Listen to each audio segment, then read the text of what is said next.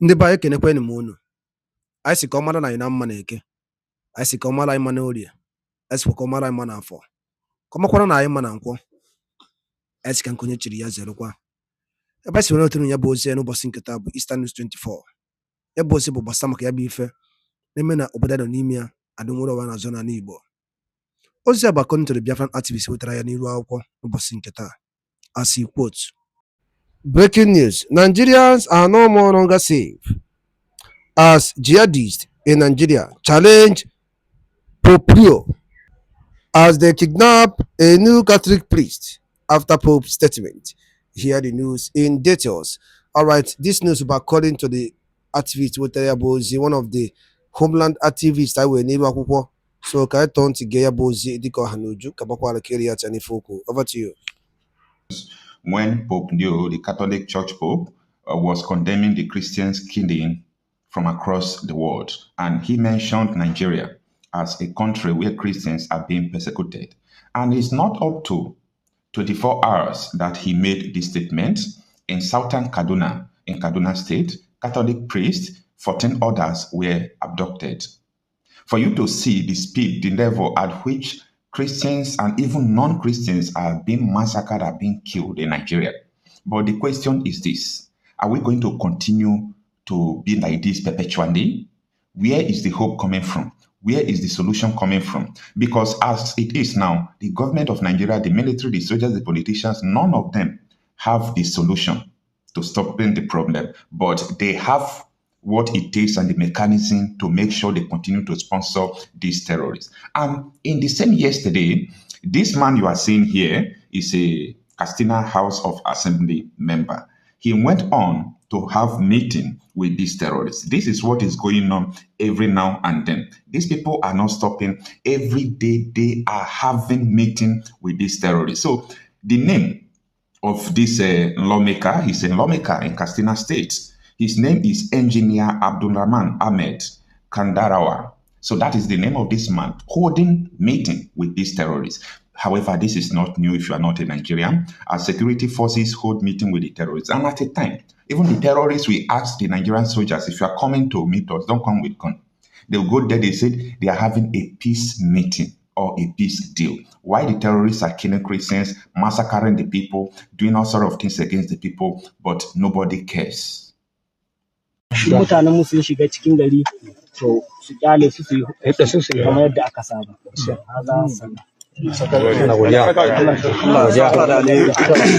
Raba mu da shedanu. Amin sun. Muna godiya ga Allah subhanahu wataala. Da yana wannan rana ne matukar. So it is disheartening to see that people who are supposed to protect the people, the masses, are the one who are also arming the terrorists, supporting the terrorists to kill the people. And you know the craziest thing about this? This thing is free. They are doing all these evil activities for free. You can see the terrorists do everything for free, kill people for free. No prosecution, no arrest, nothing whatsoever. This is a high level of collusion. Now, if you are not a Nigerian, you may ask, why is this thing going on? Why are they doing this thing? You see these terrorists you are seeing, both Boko Haram, ISWAP, the Fulani militia, there are many, Wondo, Mahmouda. These are the names of terrorists, that is growing in Nigeria. They are staying in Nigeria as their headquarters, and Nigeria has given them a safe haven.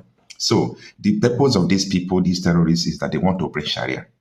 And I am saying this every now and then. Nobody wants to listen.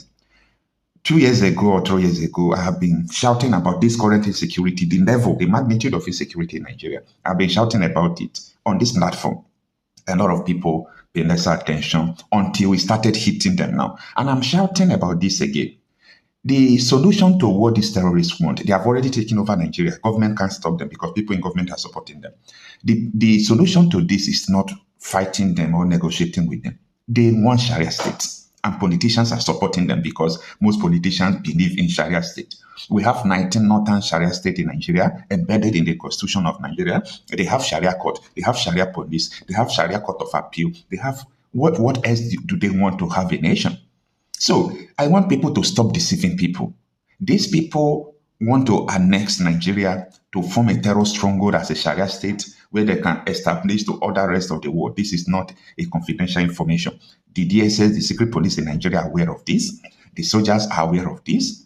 The police are aware of this. The defense intelligence heads, they are aware of this. So this thing is not like a confidential something in Nigeria. Nigeria needs intervention. Nigeria needs help. Nobody is saying it the way it is. Yesterday, one of the pastors in Nigeria who was a retired military officer was giving testimony of his experience, how Christian persecution started. And this man did not hold back by telling the people that helicopters were dropping weapons to kill the Christians. And it is not new. It is happening every now and then. And the Christian body in Nigeria, I'm sorry to use this word, they are cowards. They are waiting only for America to come. If America did not come and go, why can't you rise up and defend yourself? This is a Sharia war. That is what is going on in Nigeria. It's a Sharia movement. Anybody that tells you otherwise, the person don't know what he or she is saying. Now, they will tell you, oh, if it is a Sharia war, why are Muslims being killed? You are a Muslim, you don't believe in Sharia, you are not radical, you are a shy Muslim and all those things, you will be eliminated. They will kill you. These people don't give fuck whether you are this, you are that. As far as you are not radical, you do not believe in what they believe. They will tax you. They call it jizya tax. This is what is going on in Nigeria, and nobody wants to talk about this. Now, ISWAP have their media platform. What is ISWAP? ISWAP is the Islamic State of West African Province. They have their own platform.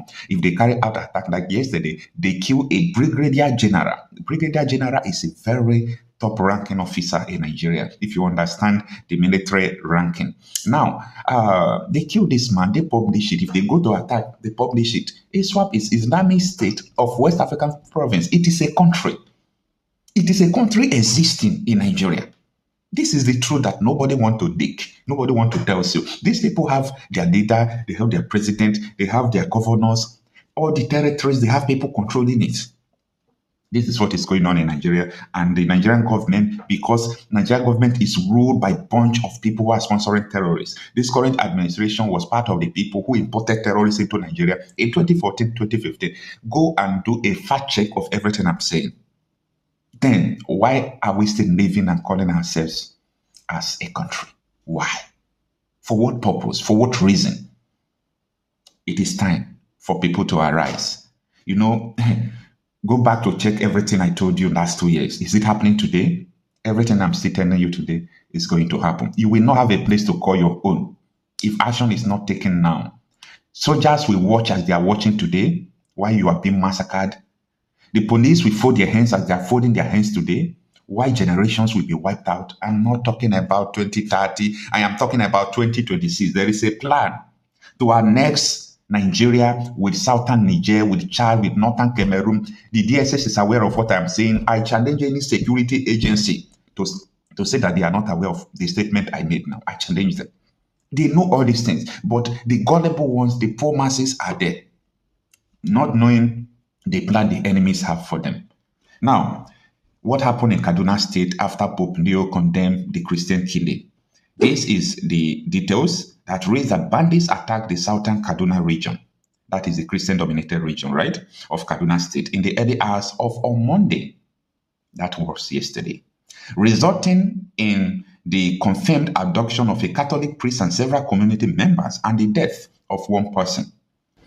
The Kaduna Catholic Archdiocese stated that the accident targeted Kushe Gugdu village in the Kagako local government area, storming Stephen Parish and abducting the parish priest, Reverend Father Bobo Pascal. Okay? The name of the Reverend Father that was abducted is Reverend Father Bobo Pascal. Okay. In a notice to his priest signed by the Chancellor, Reverend Father Christian Okeu Emmanuel, the Archdiocese confirmed the incident, and this is what it reads. I write to inform you of the attack of Kushe Gudu and the abduction of one of our priests, Reverend Father Bobo Pascal, parish priest of St. Stephen Parish, from his residence during the early hours of today, Monday, 17th of November, 2025.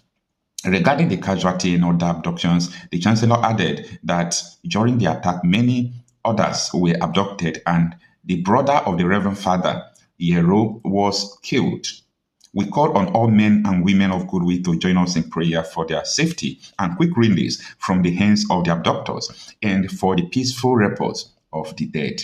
Amen. May so rest in peace. Anyway, no one will hear such a thing without feeling bad. This thing has been happening for decades. Nigeria needs to go into a full-scale and stiff resistance, and that is a war. The people of Nigeria need to fight a war with these people. They need to fight a war, and not only fighting a war because we are not going to fight perpetually. Nigeria must be divided and disintegrated. You see, the Middle Belt, Southern Kaduna, Benue, Plateau State, they've got to have their own country and flush all these Islamic terrorists away. They've got to have their own country. The Southern Nigeria, they have different nations there. They have to have their own country entirely. Then this Northern Nigeria, I know there are Christians in Northern Nigeria, many Christians also there, but there is no choice to remain in one entity with all these people. No way. If not, this war is going to be perpetual. And as far as we don't have people in the position of authority, and we have cowards, as many pastors in Nigeria, many reverends, bishops, who understand what is going on, but they are keeping quiet because of fear, they will watch their members being killed and they will not raise an arm, they will not talk. Nigeria must not remain one. It is a tax before everybody. It is a tax before international communities. It is a tax before US. Anything that makes Nigeria remains one till 2028, like millions of people are going to, they watch it on every news media in the world. They will be massacred and nothing is going to happen. These people have been doing this. The government of Nigeria have their names. Everybody knows people who are doing this, but they can't touch them because of the agenda to Islamize Nigeria. I rest my case. If you need further information about what is going on in Nigeria, I want you to listen to this retired military officer who is a pastor. Listen to what he said. I published this video again yesterday. A very hilarious testimony. Spend between 10 and 15 minutes to address it. The dictionary defines genocide as, because I knew you were going to ask, so I got ready for you. The dictionary defines genocide as the deliberate and systematic killing or persecution of a large number of people from a particular national or ethnic group with the aim of destroying that nation or group of people. And with that definition, I'm going to turn my answers to a question or questions to the majority of you who are here today. Let me give my response a background. I was born in 1952 in Zaria. I was born in the military barracks. I grew up in Kaduna, Zaria, Kaduna, Kanu. So my answer does not come out of just newspaper, but experience. The first riot I ever experienced, with all due respect, was against people from the East. I was there during the Zaria riots when your crime was that you were Igbo. They didn't tell me, I saw it. People were being killed right before my eyes. My dad was a soldier trying to prevent it. And I remember the man coming back with a deep dent in his military helmet as the guys were screaming and walking the roads of Zaria and screaming, Tawaye. Tawaye means our eyes have opened. Following the first coup by Kaduna and Zogu, they felt their eyes had opened. So there certainly was genocide because people were being dragged out of their house and killed. But then when it comes to the hot case on hand, is there religious genocide in Nigeria? Firstly, I'd like to say that whatever issue is in Nigeria, because it was not dealt with, it became a snake with 5 heads or more heads. And so when you are looking at each case, you need to know which head you are dealing with. Bandit is a head. Banditry is a head. Terrorism is a head. Fulani herdsmen carrying guns and invading people's farm, chasing them out, is another head. The guys who demand money, what did they call it? Kidnappers is a head, and there are many more heads. And then deliberate chasing of people away from their land and immediately putting another tribe there is a head. So, are these things happening in Nigeria or not? I'll just take you down some historical cases and I'll ask you, is it really happening in Nigeria? Maitasine, in the 70s, a man who rose and began to teach a form of Islamic cleansing that says anybody who was not of that particular belief must die. Is that not genocide? And is that fair in a secular nation? Zango Kataf. Zango Kataf, in case you don't know, what you know as Kaduna State was once including Katsina. And on grounds of religion, Katsina State was cut off because the majority of Katsina State was Islamic. And what remained as Kaduna State was majority what we call Southern Kaduna, Zango Katav, people who are and so on and so forth. I don't want to mention all the tribes. And despite cutting and now having Kaduna State,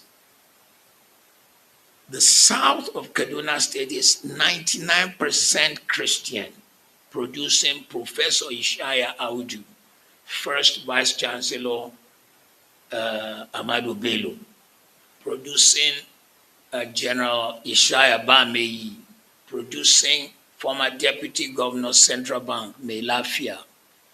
But somebody was still not satisfied and wanted their land. And particularly under the watch of a particular governor, probably 23,000 of these people died. Is it so? Is it not so? And if people of that number died, I mean, Zangu Kata, people were being hacked, cut like animals because you wanted their land and because they didn't follow your religion. Is that genocide or not? There was beheading in Kano because, what's the name of the evangelist? Reinhard Bonnke came to hold a crusade and they said, Christian crusade is not allowed. Not only did they destroy the equipment, they cut Christians. Is that genocide or not? Deborah Samuel, a girl in a polytechnic in Nigeria, in the north, she saw on the platform of her class that people were posting religious things. And she said, hey, this platform is for our study, not for religion. They went, they killed her. And when it became a court case, 52 barristers who hold the religious faith different from hers showed up to defend the guys who killed her. Is that genocide or not? Evangelist Eunice in Greater Abuja went out 5 a.m. to do what we used to do down south here. And when we were kids, I was born a Muslim. My name is Ahmed. My mother is Aishat. My brother is Mudashir. My sister is Khadijat. My dad is Salam. But we knew people who would wake up and be waking people to prayer. That was what Evangelist Eunice did. And they hacked her to death.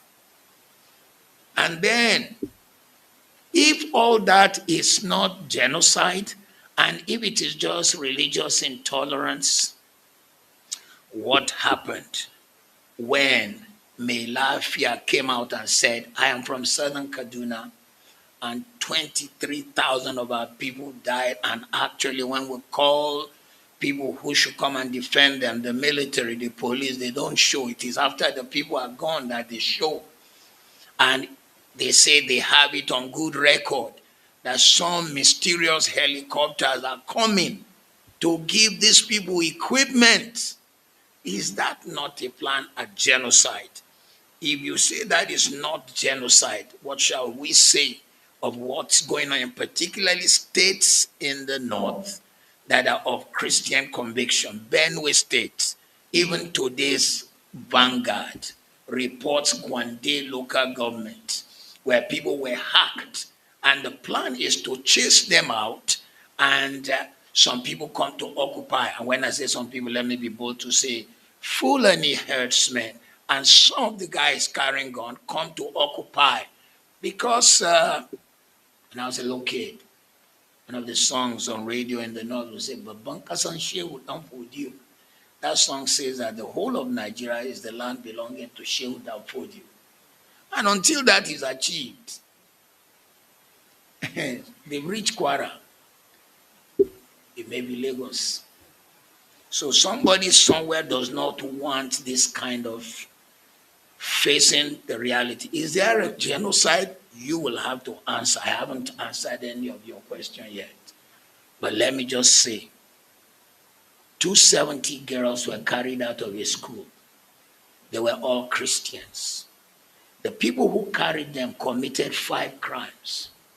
1, child molestation, because Nigeria's criminal law says that if you sleep with anyone under, is he 18?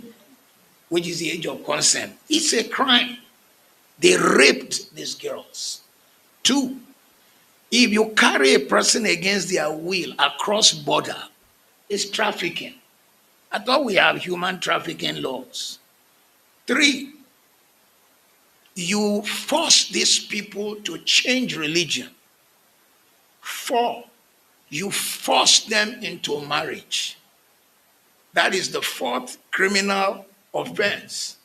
5, some of them were violently raped. And then 6, some of them were killed. The same people who committed this crime, you said you forgave them. Who forgave them? Where were they forgiven? Which court of law? Is it the government that said, okay, we suspend the criminal laws of Nigeria in the case of Boko Haram, who carried this girl, whatever of the Hydra heads carried the girls? Who did it? So, if you now say you forgave them, where are they? It is rumored that some of them are now repented and you brought them into the army. How can a man who killed and committed all this crime now qualify to be a defender of the nation? It is rumored that some of them are in the Air Force. How can a man like that defend the Federal Republic of Nigeria? How can we entrust him in the country where I live at the moment, in England? If you touch a child, you know rape ammo, you touch a child in an indecent way, you Ebumana ege ntị. Edalụ niile nukwu si wee na-anụ olu m ụbọchị nke taa na Eastern News 24 bụ ebe anyị si were wetara ya bụ nnukwu ozi gbasịta maka ya bụ ife na-emenụ. Ka efi were ikwu gbasịta maka ya bụ ife ndị anyị wetara n'ụbọchị nke taa n'iru akwụkwọ. Ka emesịa.